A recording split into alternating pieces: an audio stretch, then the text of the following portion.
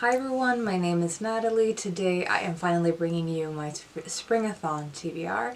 So the Springathon is a readathon going on in the first 2 weeks of May, and the host for the Springathon is Doris from All Day Books, Heidi from My Reading Life, and myself.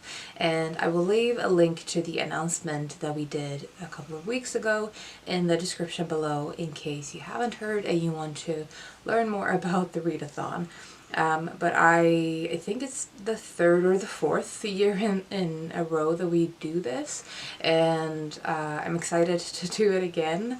I feel like it has become part of celebrating spring for me, and that was kind of the intention as well from the beginning.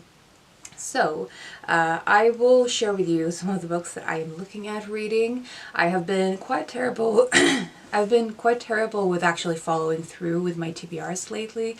So this is just a pile of possibilities of books that I have been really eager to read for a while and that I would like to prioritize in the next few weeks during the Springathon.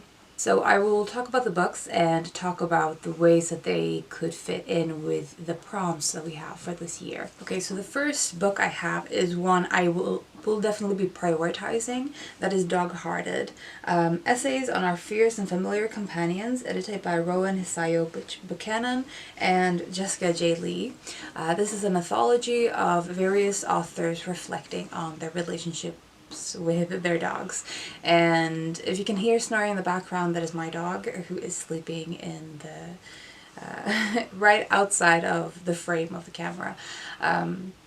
But I have often avoided books centering around dogs because they so often are quite depressing. But this seemed like it would be a quite uplifting take on our relationships with our canine companions. And there is some really interesting combination of authors included in this. I heard about this one through Jessica J. Lee's Instagram, who I follow her on Instagram, and I heard about this one quite a while before it was released, so I'm very much eager to get to this one. And it would fit perfectly with the prompt caring, which I think suits this relationship, both from the dog's perspective and from our perspective towards the dogs, I think. And then another one in a similar vein, but a more personal story, is Afterglow, a dog's memoir by Eileen, Myles. I heard about this one, I think through, or not specifically this title, but about this author through various other books I've been reading recently, and I really wanted to read something by them. And I stumbled upon this particular title in my local bookstore. So I decided to give it a go, or to pick it up, despite the fact that I have a very strong suspicion that it will make me emotional. But it is about Eileen Myles' relationship with their dog specifically, and I think also having dogs as a riding companion. It says, in 1990, Myles chose Rosie from a letter on the street, and their connection instantly became central to the writer's life and art. During the course of their 16 years together, Myles was madly devoted to the dog's well-being, especially in Rosie's final days. Starting from the emptiness following Rosie's death, Afterglow launches a heartfelt and fabulous investigation into the true nature of the bond between pet and pet owner. So yeah, I'm looking forward to this one. Next we have a few books related to water. So we have To the River by Olivia Laing, and this is a combination of a kind of investigation into Virginia Woolf's life, as well as Olivia Laing looking at various ways that she is exploring physically herself as well. And I really wanted to read this one for a while. I've been recommended it specifically, and I think I will love it because I loved Olivia Laing's The Lonely City, that was my favorite book of last year. So I would really like to get to this one soon, but I've had it on my TBRs previously, I think, so I could possibly listen to the audiobook, but let's see what the back says. Over 60 years after Virginia Woolf drowned in the River Ouse, Olivia Laing set out on set out one midsummer morning to walk its banks from source to sea. Along the way, she explores the role that rivers play in human lives, tracing their intricate flow through literature, mythology, and folklore. To the River is a passionate investigation into how history resides in a landscape, and how ghosts never quite leave the places they love. Yeah, this I think could work for the prompt of capture, because it's trying to capture the essence of the landscape as well as Virginia Woolf's life. Maybe I will go with that interpretation of the prompt. And next we have Waterlog by Roger Deakin. I do think I think I have this one on audio, and I've been really wanting to read this one, listen to this one. If I remember correctly, the audiobook is narrated by the same person who did the audio narration of Robert McFarlane's book that I read last year, the one about words. The title that I can't remember right now, I'll put it on the screen. But I really enjoyed listening to that audiobook, and I think it was the same narrator. Regardless, this is a swimming memoir. You all know I love those, and Roger Deakin is one of those like classic names in nature writing, and specifically writing on swimming, so I've been meaning to get to this one for a while, and it has been referenced in various other books again that I've been reading, and that is the reason I picked this one up in the first place, so I would love to read this. What prompts could this work for? A color, I guess, in that it is exploring various, he's swimming through various places and various waterways and bodies of water, so nuance in that way. The next one I have is the Seaweed's Collector's Handbook by Miek, Zwamborn, and this was translated from the Dutch by Michelle Hutchison.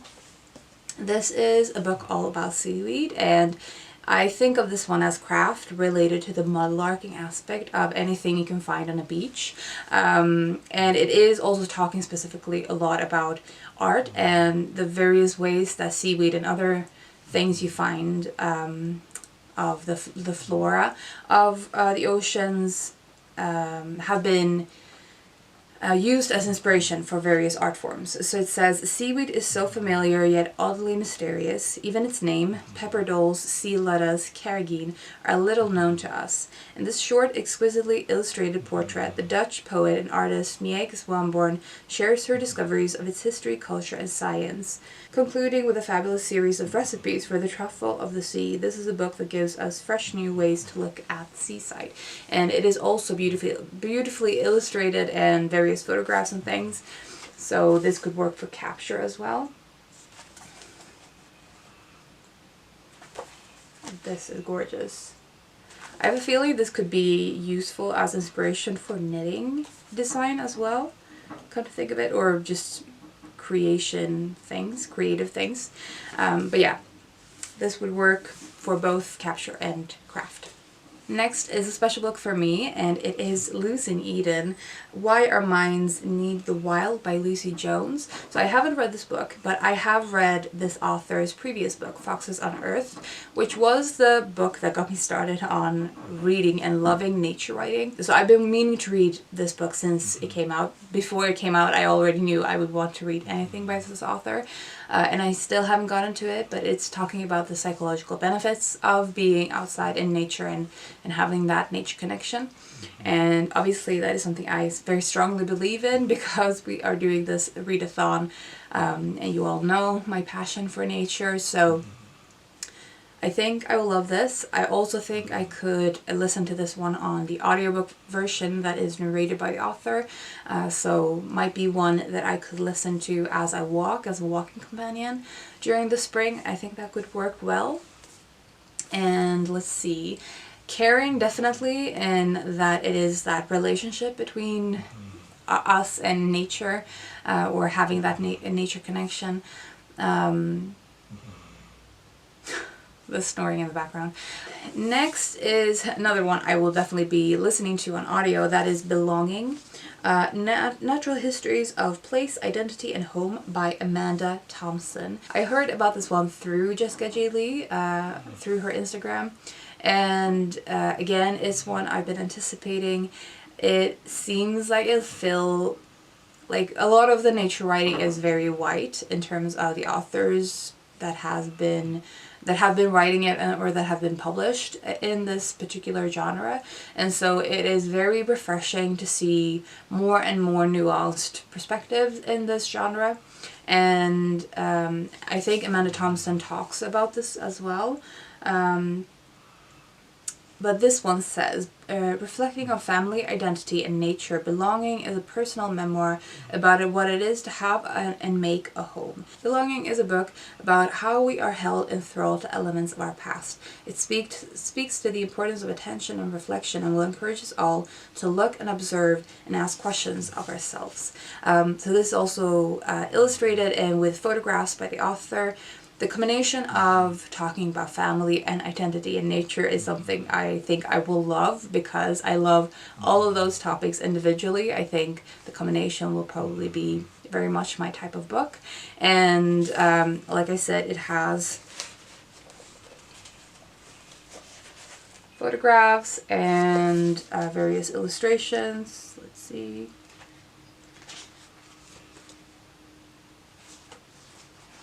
Maps. We love a good map. So I think this could work for a color in, again, sort of nuance in the genre, as well, and just seeing more different perspectives, different types of stories and